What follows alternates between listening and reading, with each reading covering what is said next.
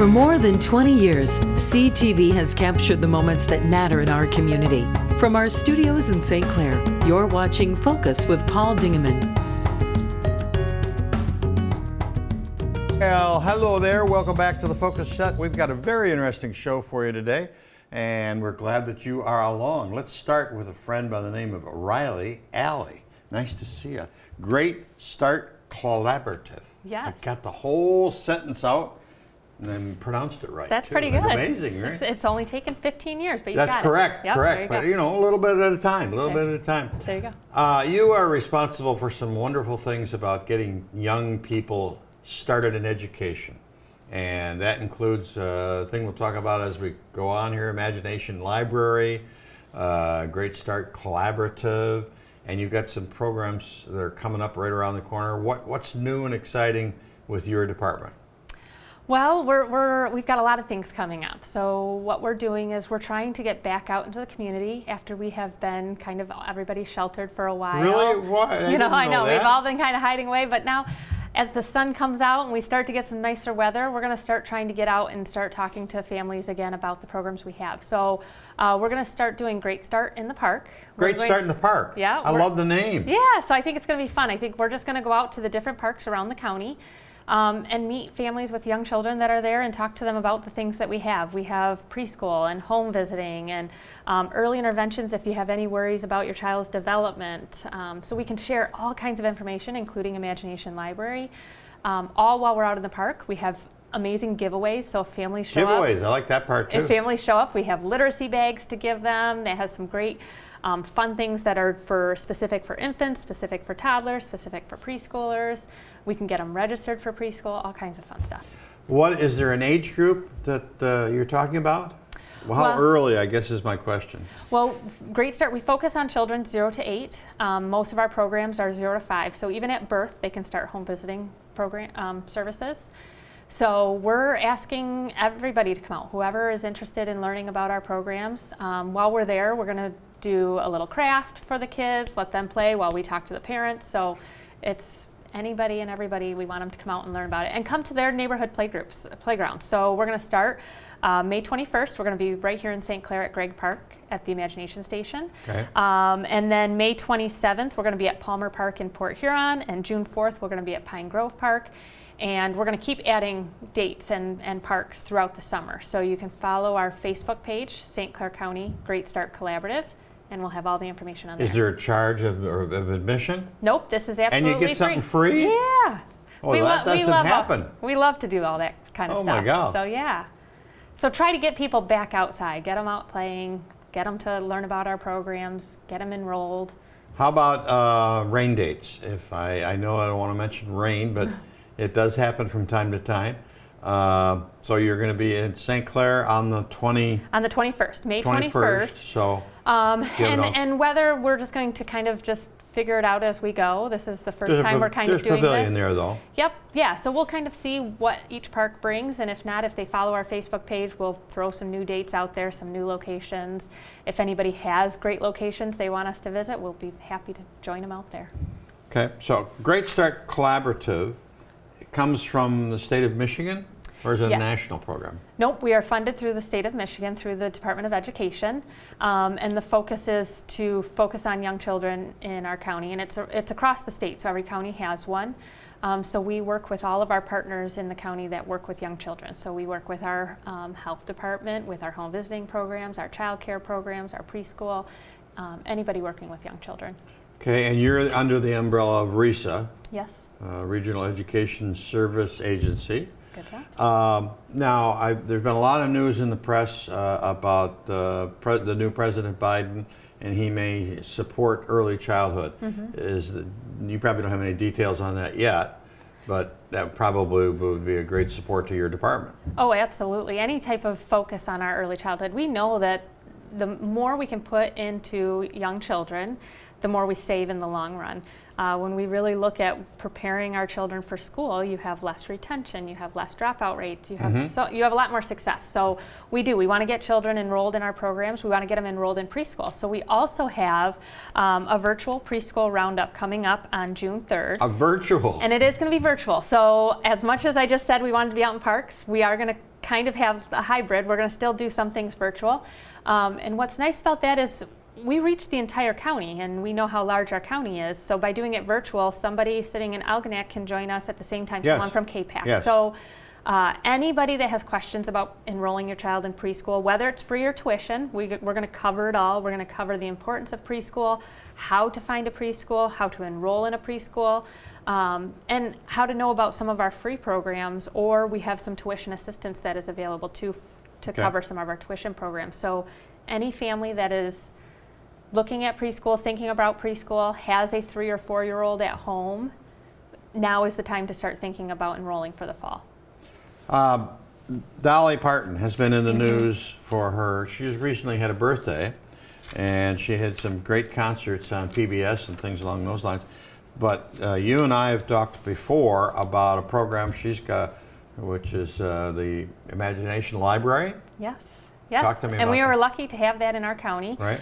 We've had it now for about 8 years, and we are lucky. We're funded through United Way and St. Clair County RESA, and then we get grants from the Community Foundation, we get local donations, and just a couple of years ago we started an endowment fund to try to continue really? to support this program, because it's a free program for anybody that has young 0 to 5 year olds in the county.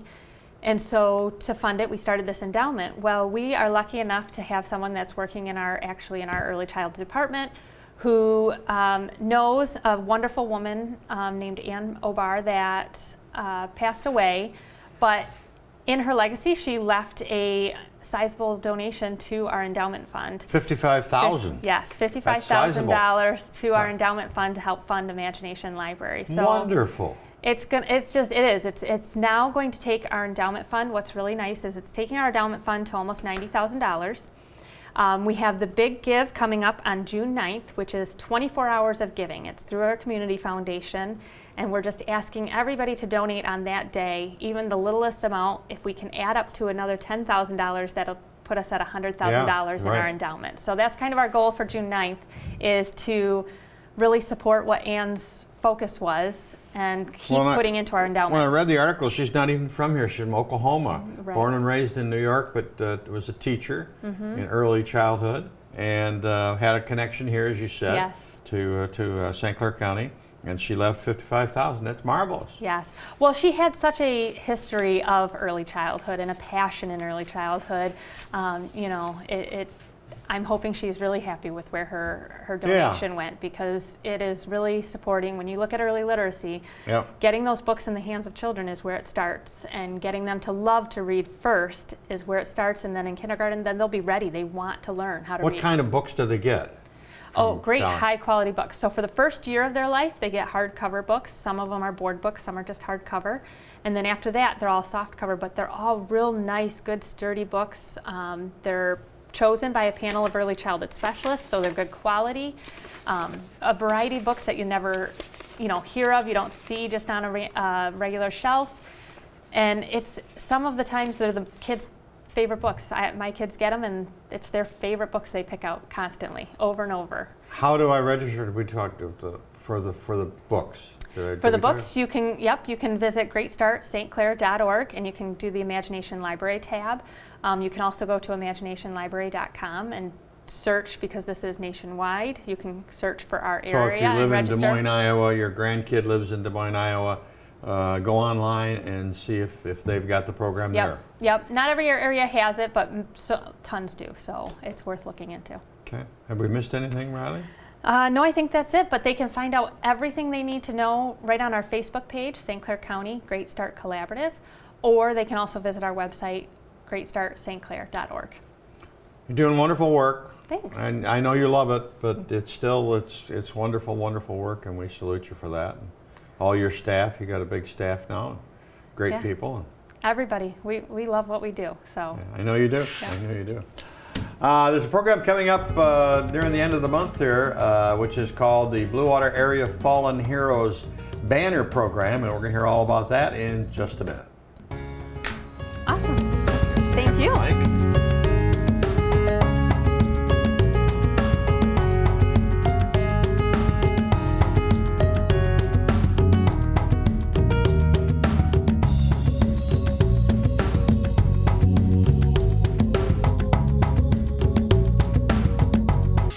Well, Memorial Day is just around the corner, and there's going to be a wonderful thing happening in St. Clair County that has never happened before. And it's a program that Ed Weisler started about 4 years ago. Ed, welcome back to the Focus Show. Good to see you again, Paul. Nice to see you. You got involved 4 years ago with a program called the Blue Water Area Fallen Heroes Banner Program. Tell me how it started. My kid brother and I, well, we come from a military family, and my kid brother and I attempted to do a one-day run to the southeast corner of Pennsylvania and come back the same day. It's not wise thinking, but nonetheless, we had pulled into this small farming town, Waynesboro, Pennsylvania, on the 2nd of June, and the streetlight poles are 75 feet apart, and on each pole there were a pair of banners, on either side rather, and the banners totaled 83 that they had hung, and each banner was of an area GI who had died in service to their country since World War I. And Dave and I we got it instantly. He parked the vehicle and I went up one side of the street and down the other, photographing them, because it was the kind of optical message you cannot convey over a cup of coffee. Right. You have to see it. Right. And so all the way home, these two old GIs kept talking about, we have to do this in our area. We can't let, this is a great idea. And in talking to other GIs, it was brought up that when you go through basic training, whether you're a draftee, enlisted, commissioned officer, the one thing that they indoctrinate into you is that we leave no one behind. Correct. And that resonated with us, and we wanted to do something that was optical, that after a couple of years, when you hear the name of a GI, you know who and what he looks like. And then at that point, they will never be forgotten. So you started a program, and the pictures were all located in an ad the other day in the Saber magazine. And these are the ones that are, or is this just partial? That's just a sliver of the... Sliver of the ones that are going to be up in St. Clair County. Right. It's going to start the week before Memorial Day and the week after. They'll come down. They'll come down, right. 10 days after we pick them up. And then we store them for 50 weeks. So you'll never see them frequently to a point where you become complacent and you don't pay attention to them. What a wonderful honor. So you went out and during those last 3.5, 4 years, and you talked to municipality after municipality. I covered you on many of those municipalities, and you requested first permission to do it, and then you requested people send in pictures. Tell me about that. That's correct. And anytime we addressed a jurisdiction, a governing agency, we would give them a list of the area for their particular village or city. We would give them a list of the photographs of the families we're still looking for. And we would approach the council, as you all remember. I'm not here to complain, and I'm not here to make you spend money you don't have. Right. And that got their attention. Right, right. And then I would show them the banners, and once you look at some of these faces and stuff, you don't have to sell them on anything. And the project is no cost to the taxpayer. Okay. To the municipality per se. It was all through donations. Yeah, and when you stop and think about what are the chances of doing a fundraiser where we needed probably in the neighborhood of $30,000 to print the photographs we have now, in other words, print the banners, and then COVID-19 rears its ugly head, and you can't do a fundraiser. Right. And we were naive enough, and that's an understatement, to think that if enough people get this project, the money will be there. I mean, that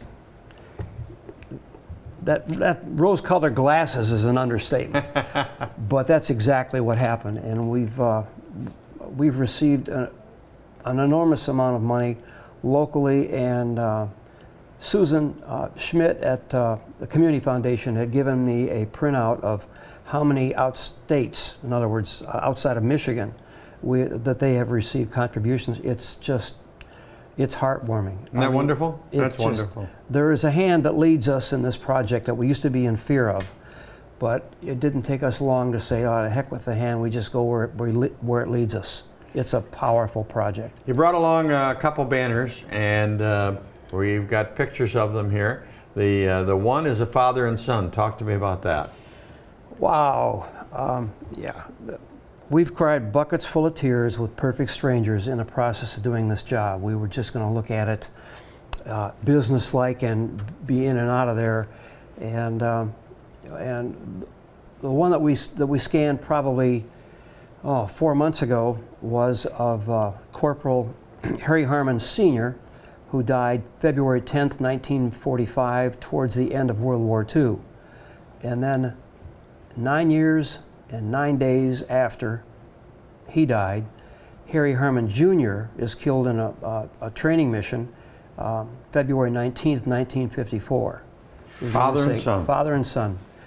And that's just one of a multitude of gut-wrenching stories that, that have been placed before us. And then the other one that you brought has a soldier with a helmet on it. That's Shane Riefert from Cotterville Township. That's probably thus far the most powerful image I've scanned. His father, Kurt, had told us that he believes that this took place in a bunker in Afghanistan. And the guy next to him had a camera and said, "Shane, look at this." Click, click. And they took this picture. And that's just, you can look into those eyes or Junior's eyes, and you see the youth and know that, they never had an opportunity to live, but they died for their country. Beautiful. So they're going to be up for a couple weeks, then they're going to be taken down, you're going to store them, and then they'll go back up every year for many years to come. We're in the process now of legalizing the project, which actually we'll be doing that work after Memorial Day this year. We'll assemble either a 5 or 7 man board. We want to get a tax ID number, a set of rules for that would govern the display, and not waver at all from the initial display in the communities, and the fact that they won't be used for any other display, public, private, non-private. Right. Or Good. So that our work is a long way from done. Of the 621 St. Clair County GIs that we know of and we constantly research, we have scanned number 378 last week. Okay. You said to me that Port Huron has the largest number of deceased, followed by St. Clair. That's correct. Port Huron has 300 losses. Of the 600. Right. But you have to understand that 300 number comes prior to the 21st century, because Port Huron had a mailing address that encompassed all of Fort Gratiot, all of Birchville, all of Kimball Township, half of Goodles, and part of St. Clair Township. So what we've done is we've gone back when we thought our research was done, started all over again, and looked at where that GI's house was then and where it is jurisdictionally now, and then dispatch at the county has given us the jurisdiction that it now resides in. In so doing, we can reduce that 300 of Port Hurons down, and at the same time recognize the autonomy of townships and villages that philosophically did not exist 80 years ago. St. Clair and Marine City both had pretty good numbers. Yes. You said Marine City, I believe, had 38. Okay, and St. Clair had 48. 48. So, just amazing. Just amazing. Well, of all the people that should be saluted, or you should be saluted for this idea, you and your brother, and it was a germ of an idea, and you followed it through. That's wonderful. We tried our darndest to keep our names out of this, because we surround ourselves with good people who get it. Yeah. This project would be nowhere at all without Dan Crocker's research, who handed us initially the list of 538 St. Clair County GIs. He was affiliated with the VFW and the state of Michigan, and he had 10 years worth of research into this. That was the bronze ring, in the merry-go-round, or the brass ring. So now we knew who we were looking for. We just had to find the family. The Department of Veterans Affairs was an initial partner in this project. Nancy Deasing was a godsend. Yep. Our marketing structure was put together by Nancy before COVID forced her into deployments with emergency management and the health department, so we lost the VA. Right. And but Post-State American Legion stepped up to the plate, and they become our silent partner in this project. So it's not us, it's not my brother. We just hang with good people who get it and who have a pulse and recognize the fact that we are serving not just the community, but the memory of these young men and women who grew up immediately but never grew old. They're wonderful. Ed Weichler, thank you so much for what you're doing, and continue to do it. And if you need more support, just holler, and we'll be happy to have you back on anytime. And a hearty Rotarian thank you to you too, That's right, Paul. there you go, right.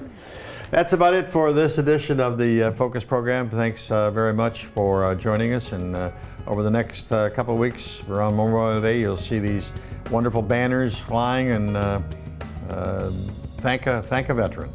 That's about it. Till next time, see you soon. Thanks for watching Focus with Paul Dingeman. Focus is produced at the CTV Community Television Studios in St. Clair. For over 20 years, CTV has captured the moments that matter to our community.